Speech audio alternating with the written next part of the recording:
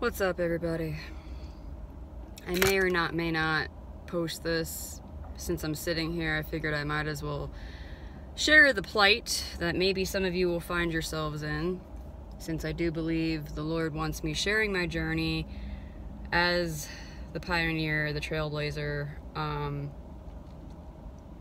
because a lot of people are going to become homeless in the future.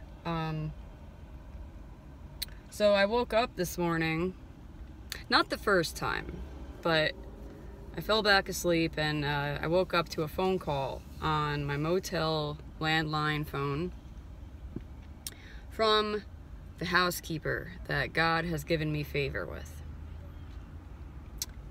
So I've shared how where I'm staying right now is a Studio 6, which is part of the Motel 6 franchise. Now, Motel 6, I'm pretty sure, was known as the first pet-friendly hotel in America, and I'm pretty sure that they've branded themselves, they've made a name for themselves as not only being pet-friendly or the first pet-friendly hotel, but not charging pet fees. Well, as many of you may have noticed over the last 2 years, businesses these days seem to just be doing whatever the heck they feel like. They don't keep their hours, they don't abide by their own policies, etc.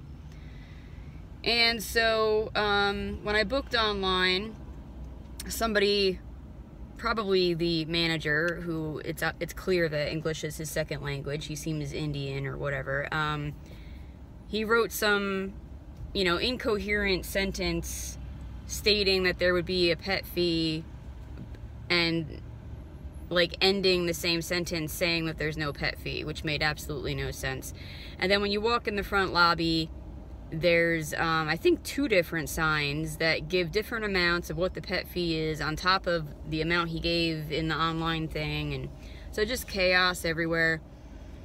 So I've been hiding my cat, which means I have to sneak her in, sneak her litter box in, and sneak her out and all that. And I have to take the what are they called, the shades, and like push them up into the window so that my cat doesn't go in the window. And sneaking her in her tiny little soft carrier is not the difficult part, although God told me that he does want me to get her a bigger carrier at some point. But it's more so the gigantic litter box with its cover. That's the more conspicuous thing. And then, of course, sneaking in her food bowls and all that, that's easy. But it's really the litter box, and then just keeping her out of the window and all that. So I get a phone call waking me up from the housekeeper, who God has given me favor with, hallelujah. So I'm in my 3rd week here, my 3rd reservation here at this motel. And she tells me, hey, the manager is coming to inspect your room today. We're going to be there in probably like an hour or so. So I have to scramble. I'm not even awake. I have to scramble and hurry up and sweep up whatever litter may be on the floor, and, get all her food and everything in the car, get her in the car, get the litter box in the car as inconspicuously as I possibly can. And I found her on the premises, and I said, hey, do you think maybe I should leave? I think I'm going to leave because, to play it safe, you don't want him peeking in the car or anything. I mean, yeah, I've got the litter box covered up with like a little throw blanket thing, but if he looks, he may see that, and that's conspicuous. So I said, look, I'm going to just leave. And I went down the plaza down the road a little bit, and I'm just sitting like a McDonald's parking lot right now, and I said, how much time do you think I need? And she was like, give me half an hour, 45 minutes. I said, will you guys enter the room if I'm not there? And she said, yeah, he will, which is bullcrap. They really shouldn't be doing that. This is what I'm talking about. When you're homeless and you're living in motels and hotels like this, you have no privacy, no rights to privacy at all, it seems. So I said, all right, well, I guess in this situation that works. So I said, I'm gonna leave. I'll probably, be gone at least an hour just to play it safe. And she said, okay, I'm just gonna finish up in this room. I'm almost done in this room, about 5-10 minutes, and then I'll get him and we'll go inspect your room. Okay. And now I gotta sit here. I just woke up, you know, I'm not really fully awake yet. And, I mean, it's nice enough out right now. I just took Tigress's sweater off. And you know what's funny is the Lord led me to go buy her a little sweater from the pet store the other day. I put it on her and I just took it off, but now we're sitting in the shade and she seems like she's cold, so maybe I'll put it back on her. Poor kitty cat. You cold, Tigress? So just be aware that if you are the owner of a pet and you find yourself being homeless, living in motels, hotels, this is the kind of crap that you're going to have to deal with to try to avoid pet fees. And, you know, going to Motel 6 is usually a safe bet that you're not going to be charged a pet fee, but maybe they're changing their company policy as a nationwide company. But I know at least this one is doing whatever it wants. And see, that's the thing.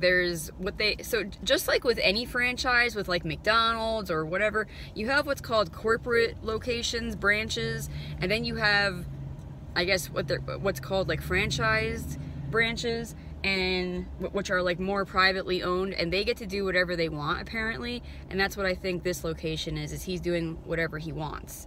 He's not offering a construction fee, or excuse me, construction rate. Usually the Motel 6s offer a construction rate, which is even cheaper than the online rate. He's not offering that.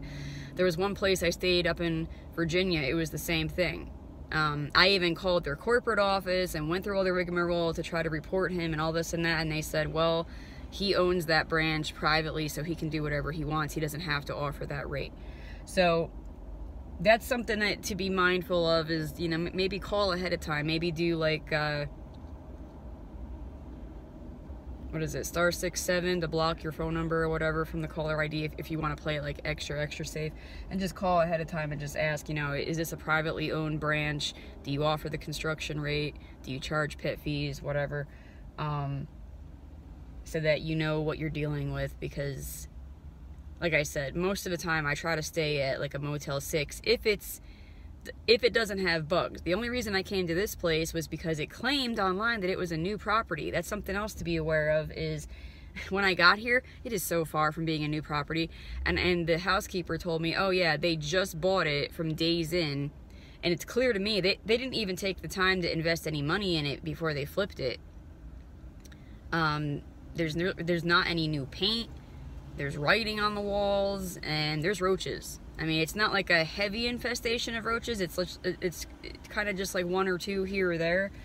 But if I had known that, I wouldn't have come here. And I did check the reviews, but there was no reviews because it just got put on the map as a Motel 6. Now, if I had known that it used to be a Days Inn, I could go and check the Days Inn reviews, but these are the things that you don't know, you know. So, but again, normally a Motel 6 doesn't charge pet fees, and I wouldn't have to go through all this nonsense, but this is what I got to go through, and the Lord told me that I'm here for this month. He told me I would be here for 4 weeks. So I've got another, less than 2 weeks left at this place until he has me moving on again. And also, something that's coming to mind right now, if you're going to be living like this, just be mindful. I mean, be prayerful, right? We're supposed to be in unceasing prayer 24/7. Go where the Lord leads you, when he leads you, because the Lord has his reasons. He may be taking you out of the way of a coming hurricane or tornado or whatever. That's something that I've noticed with the Lord over the last several years of my life. You know, when I left New Jersey in 2012, shortly after I left New Jersey, what was it, early August of 2012, and shortly thereafter, Hurricane Sandy hit the Jersey Shore. And I think right after I left, when I was living in South Georgia years ago, right after I left, there was something that hit South Georgia back then as well. And even just recently, I've moved around different places, and like after I leave the area, I see on YouTube that there's something happening in the area that I just left, you know. So just be mindful when the Lord tells you to up and go to a new location, to a new state or whatever. Do what he says. Always be obedient. Always heed the Lord, because he knows what's coming and he's trying to protect you and provide for you and all that. So anyway, I'm just gonna put Tigress's sweater back on her. Yeah, she looks like she's cold. Oh, poor kitty. And we're just gonna sit here and wait, and then try to sneak her back in inconspicuously. But it's very aggravating, you know. There's supposed to be rules and policies for a reason, and then people just do whatever they want. And I'm aggravated with that over the last 2 years, you know. Like, there's been multiple times now with different businesses where, like, they're supposed to be open, they're not open, you know, or they just close whenever they feel like it, you know, it just to go get lunch or just whatever. People aren't doing what they're supposed to be doing, you know. You can't count on store hours or store policies or company policies or anything anymore, because people just do whatever the heck they want. But welcome to the tribulation. So, fun.